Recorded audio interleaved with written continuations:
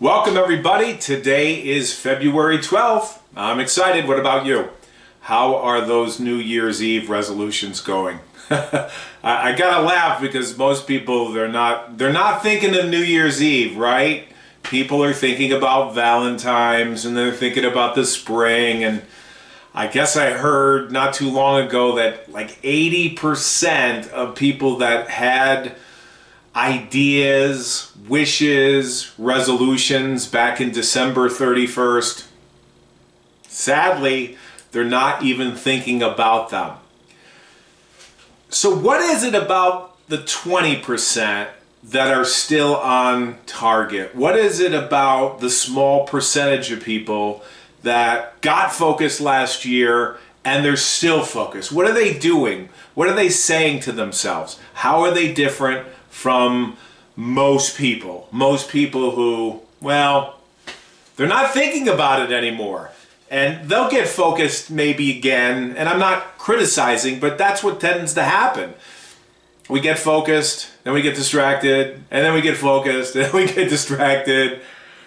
You know, I'll tell you my big fault. I'll buy a book, I'll get so excited. Here's what I do. I buy a book, I get so excited, I can't wait to read it. And then I think to myself, where did I put that book? And I just don't get around to it. And I know it's going to be a problem when I can't walk around my house because there's just too many books. It's that bad. Do you know that a great majority of people buy books and they don't even get past the first chapter? Can you imagine? Like, you pay like $25. The other day I got a book in the mail. It was used and it was out of print. Small little tiny book. Not big, not big. I paid $50 for this little tiny paperback that is out of print. And I'm looking at it, it's over there. Most likely I'm going to read the book, right? So, you know, we all have our shortcomings. We all have our things that get in the way. You know, we get focused, then we get distracted. But what we're going to talk about today is going to support people. And I started thinking about this. Rather than just doing interviews, or rather than me just sharing some ideas that come up during the week, why not do something that really will help people get focused and stay focused over the long term? And the reason why I say long term is because it takes time. It takes time. I remember my father, God rest his soul, he used to say to me all the time, Gregory, Rome was not built in a day. And you know, those words echo in my hearing. Rome wasn't built in a day, and there's a lot of wisdom there. My father never went to college, never went to graduate work, never did a lot of famous things, never wrote a book, but common sense, right? Rome wasn't built in a day. And the reason I mention this is it takes time to develop a habit and even develop an identity. And that's really what it's all about. That's once you get to the point where you develop a habit and you develop an identity, everything changes. I promise you. Let me give you an example from my own life. Last year I said, I'm not going to go to Dunkin' Donuts every single day. I'll go once in a while. But I was looking at my life and I said, this is a small little thing. It's not a huge thing. It's a small thing. I'm just not going to go there every day. And I looked at my life last year and I'm like, I'm going every day, spending anywhere from $5 to $10 a day. And I said, this is nuts. And I know I'm going to socialize and meet people and I like it. And it became a habit. Like, I didn't even think about it. I just got in the car, drove. It was something I did every day and I looked forward to it. That's how boring my life is, right? And then I said to myself, I'm not going to do it. Like, I'm not going to do it. So every single day I was crossing out in the calendar that, hey, I didn't go. January 1st, didn't go. 2nd, didn't go. 3rd, 4th, 5th. Now here it is, February 12th. I've been in the Dunkin' Donuts once to meet a friend of mine. She bought me a bottle of water, didn't even spend any money.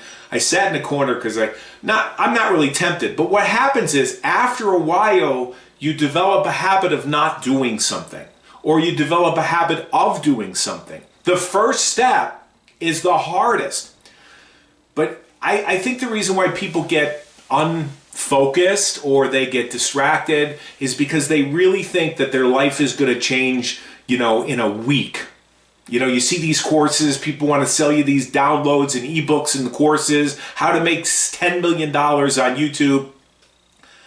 they don't really tell you what's going on. It really does take time. It takes time to develop a habit. It takes time to change your identity. That really is the key. So what we're going to talk about today is this letter, and if you're listening to me and you're not looking at me, because we're also on YouTube, this is the letter D as in Dwyer, or D as in diamond. Name of my company is called Diamond Mind Potential. So I thought about this a couple weeks ago. What if we took every single letter in Diamond Mind and we just dissected it and talked about how this could help you, me, us as a community stay focused. And we're going to open the line.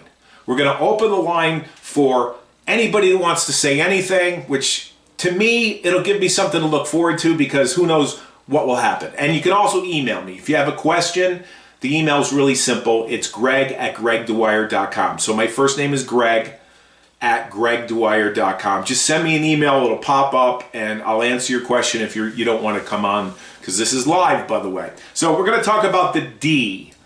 And when I first thought about this, I said the D is discipline. Like, we got to be disciplined. That's the key.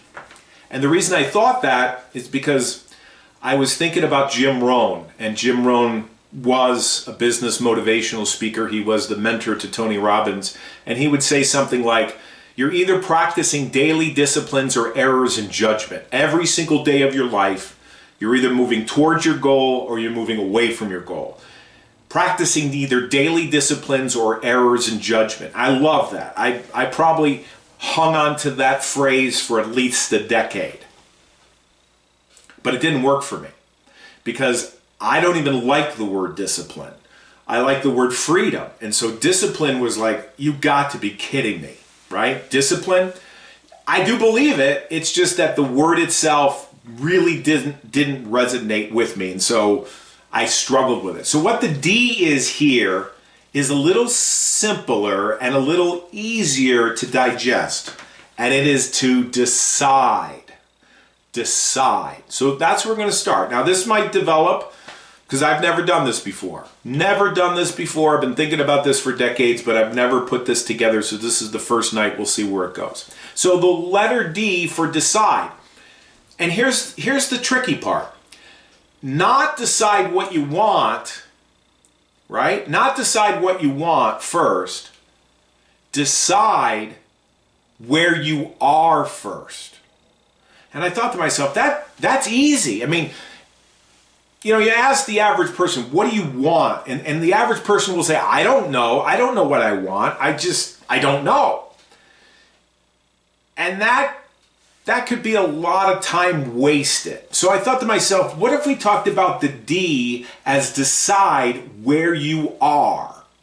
Now, there's two areas in your life, my life, your life, that we have to, I think, focus on. And one is our health, and the other one is our finances. You know, when you talk to people, what do you want out of life? You know, people say, I want to be happy. I want to be in a relationship. I want to be out of a relationship. I want to travel. People have all these ideas, right? However, there's two areas of life that every single one of us have to be concerned about. One is health, because let's face it, if you don't have your health, you don't have anything. You know, a healthy person might have 25 goals for the year, right? But I had visited a guy this afternoon that he has cancer. I don't know how long he has. I don't know how long I have. I don't know how long you have. But all I know is, if we're ever in a predicament where the medical community says it's just a matter of time, this might be your last year, might be your last month, the only thing we want is more time. More time. More health. More time, more health. I remember about 8 years ago, maybe 10, I had visited a woman. I think her name was Carol. Yeah, it was Carol. Yeah. And I still remember her. And I walked into her apartment and I asked her, I mean, I was just being really frank. I said, you know, Carol, are you afraid to die? Because she was in hospice. And I said, are you afraid to die?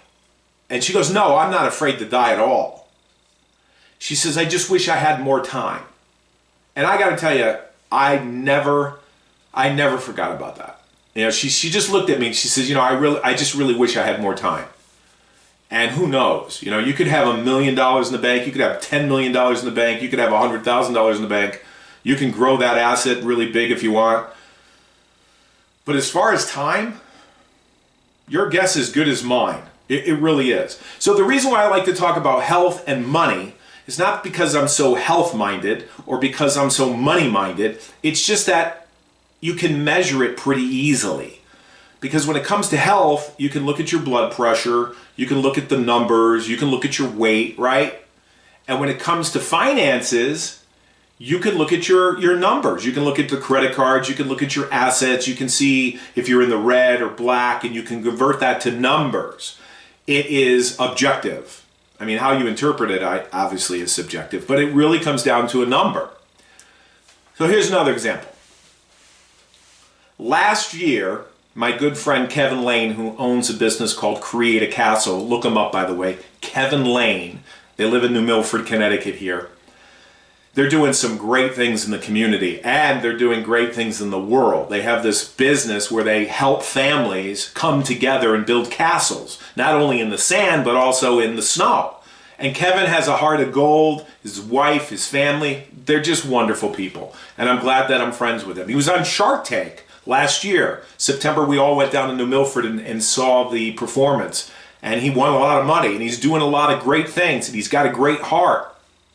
But I said to him one day, I was in his warehouse, and I said, Kevin, I see that you got a scale here. I says, does it work? He goes, yeah, it works. We use it every day. We send stuff out. You know, we ship stuff out. I says, well, you know, I was kind of sheepish, but I says, I haven't been on a scale in years.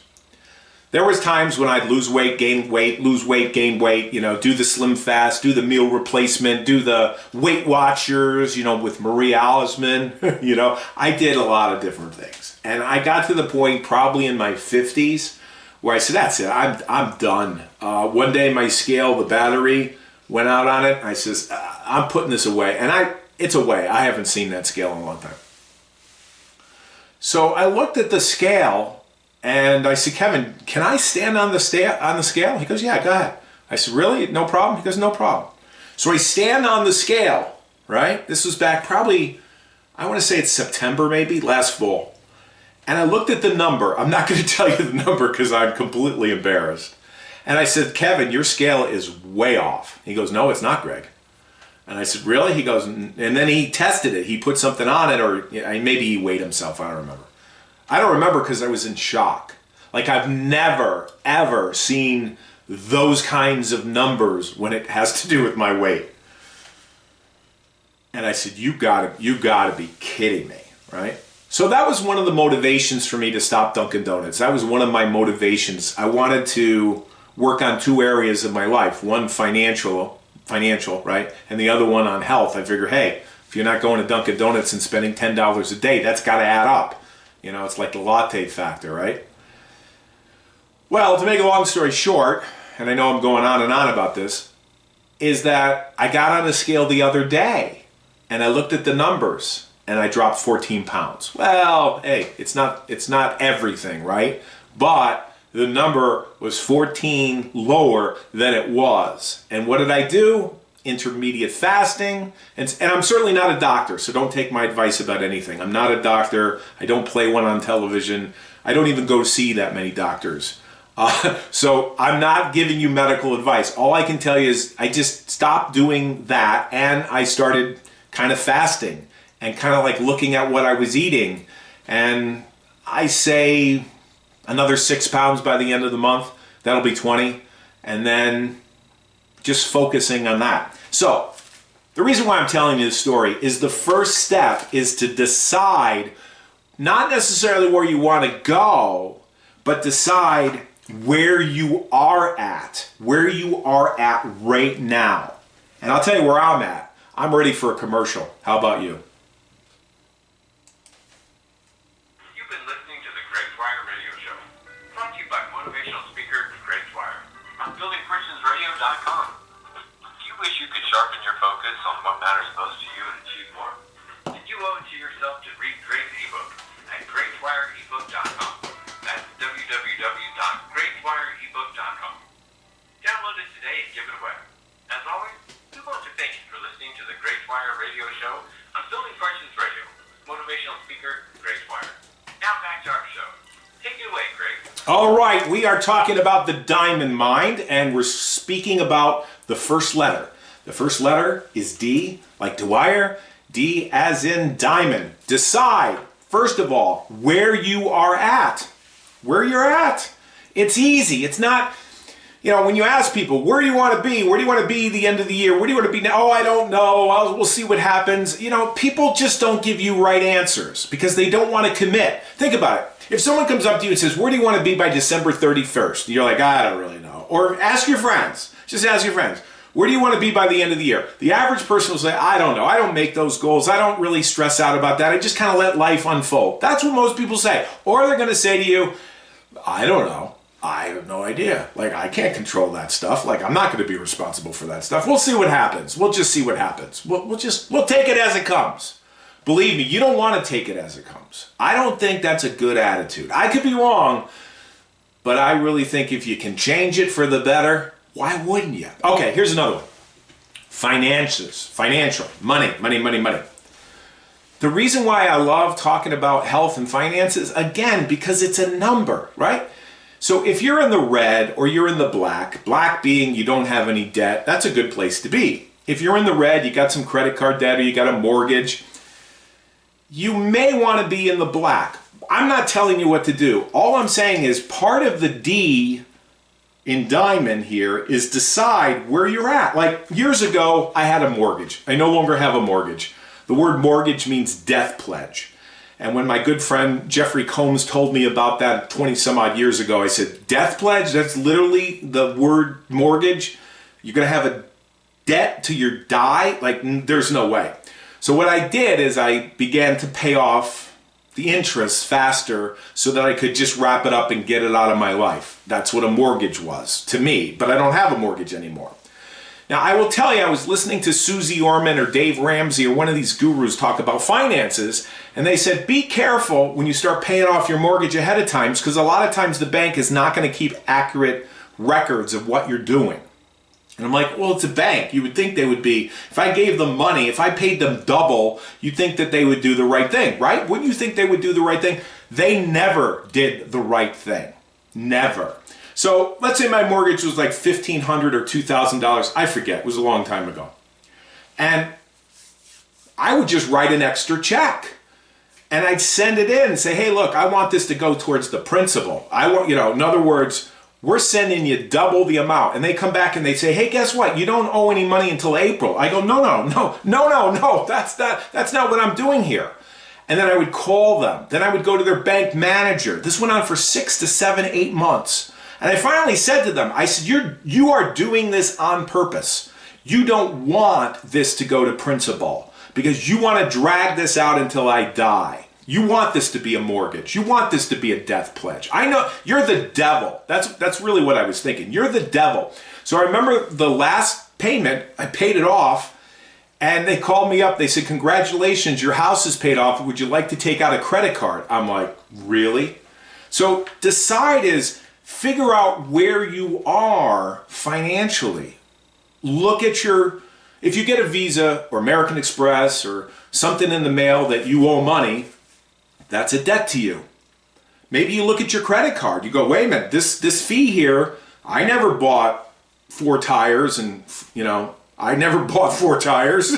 I didn't buy 4 tires on Amazon. So all deciding is seeing where you are in areas of your life. Not necessarily figuring out where you want to go, but maybe just simply getting on a scale, looking at your finances, and then figuring out where you want to go after that. Because what's going to happen is when you look at your finances, let's say you say, okay, I'm going to make $100,000 this year. I'm going to make $250,000 this year. Or I'm going to make 25 or 50 or 60. You figure that out, and then you say to yourself, okay, but I want to really make more than that. I feel that I can help more people and bring greater value to people. So I see myself making XYZ money, or I see myself being skinnier, or I see myself being healthier. Why wouldn't you? Why wouldn't you do that? Most people don't. I remember Jim Rohn saying, how large should a tree grow? Think of a tree. I have a tree in my backyard, big evergreen tree. How big should that tree grow? Well, probably as big as it can. And what about you? Like, how much should you flourish? How much should you grow to your full potential? And I really believe that the first step is to decide where you are. I heard a story today about a person who ran out of oil. You know, I live in Connecticut, they lived in Connecticut, and they told me the story of a friend of theirs that ran out of oil. Now, in most oil tanks, there's a gauge, right? I know because I just moved my tank in from outside to inside, so I look at the gauge occasionally, right? But I'm looking at the gauge. Oh, it's a full tank. Now it's 3/4 of the way. Now it's a half a tank. You know, you kind of get concerned when it's a quarter of a tank, especially if you're in February, March in the middle of Connecticut in the winter, right? You would think so. Decide where the gauge is in your life, in areas that are really important to you. That's the first step. I'm going to say one more thing, and then I'm going to open up the line for any kind of chit chat, any kind of questions, any kind of challenging, maybe even a joke of the day, who knows. All right, so this one thing that really has helped me, it's called a lifetime calendar. It's a calendar that I use, and the name of the company is called Wait But Why. What a great domain name. So wait, W-A-I-T, but, B-U-T-Y.com. And about a year ago, I bought their calendar. What it is, it's a calendar that lists your life in weeks, and it calculates an average life expectancy of 90 years old.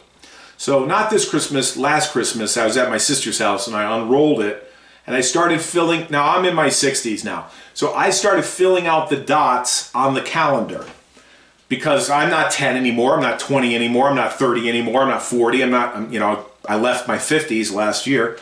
So I started filling in the dots, and then I looked at the calendar, like imagine this being a calendar, I'm holding up a calendar. 3/4 of that calendar is already filled. Already filled. My sister looked at me and goes, "That's morbid." I said, "Well, that's the story of everybody." I mean, yeah, no kidding. It's morbid because that's where we're heading.